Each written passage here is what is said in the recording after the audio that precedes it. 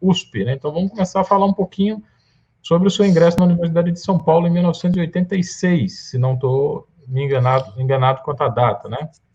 Não, foi exatamente em 1986 que eu fui convidado pelo maestro Jorge Olivier Toni, não é? A gente estava assistindo um concerto da Orquestra do Concertgebouw de Amsterdã.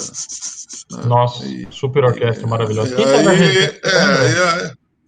Era o Bernard Haitink, né, nessa época. Puta que pariu. Maravilhoso. Foi um concerto desses assim inesquecíveis, né, que a gente presencia na nossa vida, né, dos poucos, né. Enfim.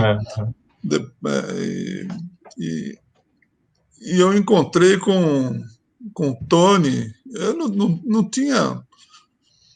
Quer dizer, eu tinha feito a Bienal em 74, eu sabia muito bem quem era o Toni, mas ele não me conhecia direito, né?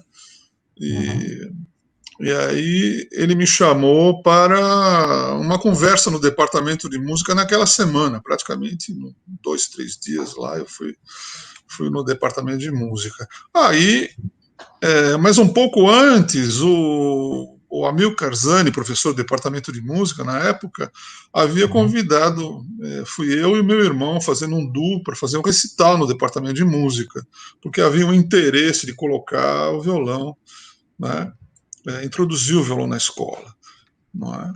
E depois veio esse convite do maestro Toni, com quem eu tive assim uma relação muito aberta, muito franca e muito produtiva dentro do departamento de música. Qual era o critério que o Toni usava, Delton, para escolher os seus professores? Porque me parece que existe um perfil assim que define um pouco os mestres de música que entraram na sua época, né? Como era assim? Como o Toni pensava e como é que você se sente assim? Vamos dizer, afinado, né, com o projeto de escola superior que o Toni tinha? Como é que você vê essa questão?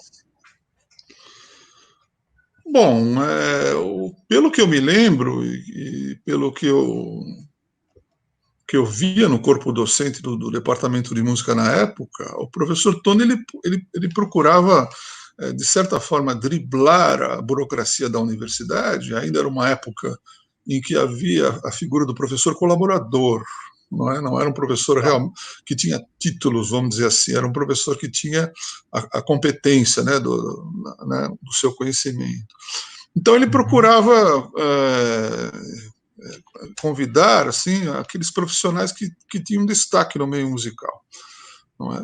Quando eu entrei no departamento de música, no lugar do saudoso violoncelista Zygmunt Kubala, estava no corpo docente do departamento de música o Jean-Noël Sagal, flautista francês, o Salvador Mazano, primeiro oboé da Orquestra do Teatro Municipal, a Maria Vischia, né, a violinista, grande amiga. Então tinha o Caio Pagano, o José Eduardo Martins, o Gilberto Mendes, o Ailton Escobar.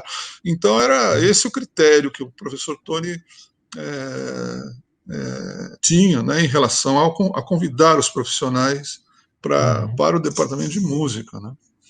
Ou seja, ele tinha uma preocupação com o pessoal que estava produzindo naquele momento, que estava na sala de concerto, tocando, que tinha mais, vamos dizer, inserção na área, né? Exato, sem dúvida, não é? E foi sempre dessa maneira, não é? Ainda é uma época em que o professor Toni tinha essa liberdade, né, de convidar os profissionais, esses profissionais, não é? E que uma vez dentro da universidade começou, no meu caso, eu comecei a fazer a carreira dentro da universidade. Eu não tinha graduação, fui procurar uma graduação, fiz a minha graduação na Faculdade Carlos Gomes, aqui em São Paulo, onde eu fui muito bem recebido. Depois ingressei na pós-graduação e fiz a minha vida acadêmica. Tá. Não é? Tem alguém que perguntou alguma coisa sobre a graduação aqui na Carlos Gomes.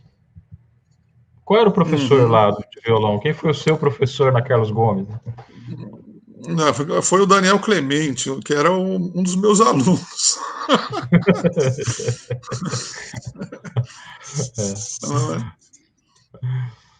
Que já tinha diploma, já estava na vida profissional e tudo, né? Então, mas eu estudei também com o Paulo Castanha, que é um grande professor.